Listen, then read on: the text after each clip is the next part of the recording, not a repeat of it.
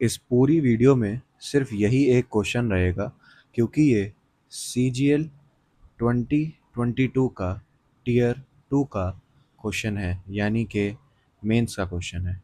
अब इस क्वेश्चन को अगर आप पढ़ेंगे तो इसमें लिखा हुआ है, if the amount obtained by A investing 9,100 rupees for 3 years at a rate of 10% per annum on simple interest is equal to the amount obtained by B investing a certain sum of money for 5 years at the rate of 8% per annum. Then 90% of the sum invested by B in rupees is। यानी ये इतना बड़ा question है कि पहले तो आपको यही लगेगा कि हम सिर्फ इसे बेसिक अप्रोच से ही कर सकते हैं, लेकिन अगर हमें थोड़ा बहुत परसेंटेज और रेशियो का अच्छा नॉलेज है, डीप डाउन नॉलेज है, तो हम इस क्वेश्चन को बहुत ईजिली कर सकते हैं।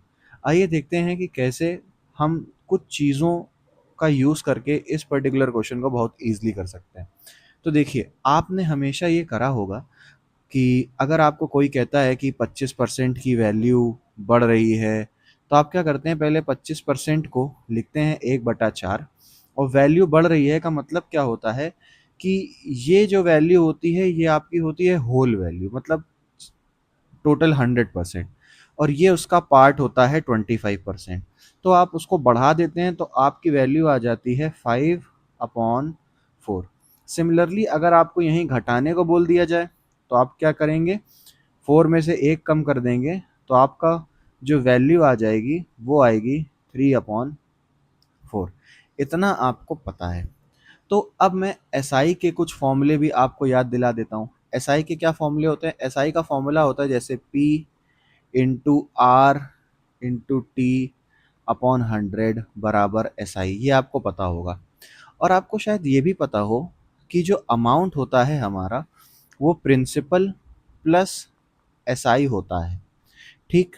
और अगर मैं आपसे कहूँ कि 25% सिंपल इंटरेस्ट मिला है किसी प्रिंसिपल पे, तो इसका एक्चुअल मीनिंग क्या होता है? इसका एक्चुअल मीनिंग होता है, पहली बात तो 1/4 आप करोगे, यहाँ से आपको ये समझ में आएगा कि ये जो 4 है ये क्या है, हमारा प्रिंसिपल, और जो ये 1 आ रहा है ये क्या होता है, हमारा पार्ट यानी एसआई।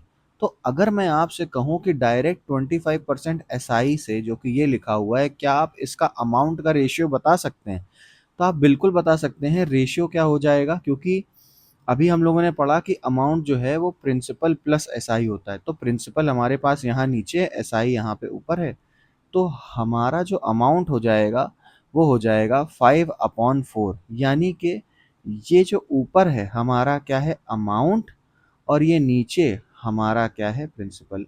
अब इतनी चीज़ें आपने सीख ली, तो एक बार आप ये भी करिए, मुझे ये बताइए कि अगर मैंने लिख दिया कि 35% एसआई बना रहा है, तो इसका अमाउंट का रेशियो क्या होगा, कमेंट में ज़रूर करिए यहीं पे वीडियो पॉज करके, अगर आप एक सीरियस स्टूडेंट हैं तो अगर आप इसको ध्यान से देखेंगे तो ये कुछ नहीं लिखा हुआ है, 7/20। अब 20 हमारा क्या हो गया, प्रिंसिपल, और 7 हमारा हो गया एसआई।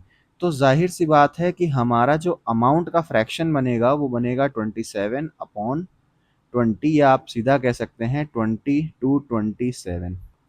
अब अगर आपको इतना समझ में आ गया तो आइए अब ये क्वेश्चन को हम अप्रोच करते हैं इसी मेथड से। तो हमसे क्वेश्चन कह रहा है कि कोई एक अमाउंट मिला है ए को, 9100 इन्वेस्ट करने के बाद 3 साल पे 10% पर एनम। तो जैसा जैसा कह रहा है फिलहाल मैं वैसा वैसा लिख लेता हूँ। पहली बार 10% की बात कर रहा है, तो कितना होगा, 1/10। 3 साल की बात कर रहा है तो कितना हो गया, 3/10। यानी कि हमारा ये हो गया प्रिंसिपल और ये हो गया एसआई। तो अमाउंट का रेशियो क्या बनेगा या फ्रैक्शन, ये बन जाएगा 13/10। मैंने मान लिया ये ए है क्योंकि ए की ही बात हो रही है। अब बी की बात करते हैं। बी ने क्या किया, कह रहा है कि इक्वल अमाउंट है बी का, उसने कोई एक सम जमा किया होगा 5 साल के लिए 8% पे। तो देखिए, हम यहाँ सीधा सीधा ये भी तो कह सकते हैं कि भाई अगर 8% तुम 1 साल के लिए ले रहे हो और 5 साल के लिए रख रहे हो तो कितना मिल रहा है तुमको? 40% तो मिल रहा है। 40% कितना होता है? 2/5। अब 5 फिर से हमारा प्रिंसिपल है और 2 हमारा क्या है? एसआई। तो अमाउंट का रेशियो क्या बन जाएगा? अमाउंट का रेशियो बनेगा 7/5। हम इसको कर लेते हैं बी। कोई दिक्कत? अब आपसे क्वेश्चन कह रहा है कि ये अमाउंट और ये अमाउंट क्या है? बराबर। अब आप इसको सिंपली क्या कर दीजिए? बराबर। यानी 13/10A is equals to 7/5A। अब आप बस इसको यहां से काटिए, ये हो गया 2। तो A अपॉन बी का एक बहुत सिंपल सा रेशियो आपको मिल गया 14/13। ये देखिए, क्या आपको इसमें कहीं भी बेसिक लगाना पड़ा? नहीं। अब आपसे क्या कह रहा है कि ए ने कितना इन्वेस्ट करा था? 9100। यानी कि यहाँ के हिसाब से हमारा बन रहा है 14 और क्वेश्चन के हिसाब से कितना बन रहा है? 9100 बन रहा है। तो हम 13 की वैल्यू कैसे निकाल सकते हैं? 14 की वैल्यू अगर 9100 है तो 13 की वैल्यू क्या हो जाएगी? पहले एक की वैल्यू निकालेंगे। एक की वैल्यू कितनी हो गई? 9100/14। ये एक की वैल्यू हो गई। और यहीं पे 13 का मल्टीप्लाई करेंगे तो आपको 13 की वैल्यू मिल जाएगी। लेकिन क्वेश्चन में हमसे ये भी पूछ रहा है कि आप हमको बताइए 90% of the sum B invested, यानी बी की वैल्यू तो 13 है लेकिन हमें सिर्फ कितना निकालना है? उसका 19%।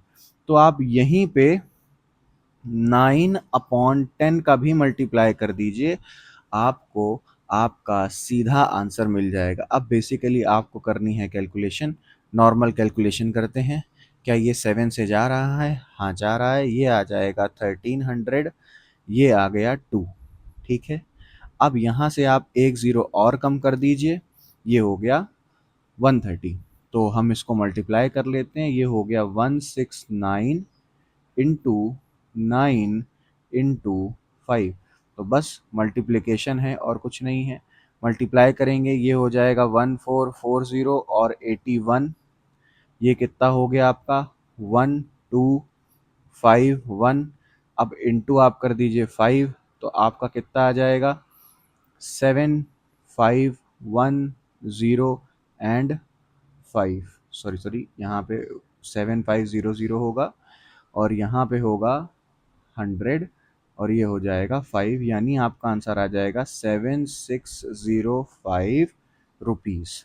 आपने देखा कि यही सेम क्वेश्चन जो मेंस का आया हुआ क्वेश्चन है, CGL 2022 टीयर 2 का, ये जो क्वेश्चन है, अगर आप नॉर्मल अप्रोचिंग से करते तो आप पहले पी निकालते या इसका पी निकला हुआ है इसका पी निकालते फिर करते। लेकिन अगर आप थोड़ा सा परसेंटेज और रेशियो पे ध्यान देंगे तो आपका ये क्वेश्चन कितना इजीली हो जाएगा। तो ऐसे ही और क्वेश्चंस के लिए आप नीचे कमेंट करिए कि यस मुझे मेंस के और क्वेश्चंस चाहिए या अच्छे क्वेश्चंस चाहिए। मैं आपको वो सारे क्वेश्चंस कराऊंगा जो शायद आपको सिर्फ पेड बैच में मिलेंगे, वो भी फ्री। आप बस नीचे अगर एक कमेंट करेंगे तो मैं ऐसी ही वीडियोस और लाता रहूँगा। अगर आपको ये वीडियो समझ में आया है तो आप इसे लाइक कर सकते हैं, शेयर कर सकते हैं, सब्सक्राइब कर सकते हैं। कोई सजेशन है तो कमेंट कर सकते हैं, कोई क्वेश्चन है तो भी कमेंट कर सकते हैं और तब तक के लिए बने रह सकते हैं। Thank you.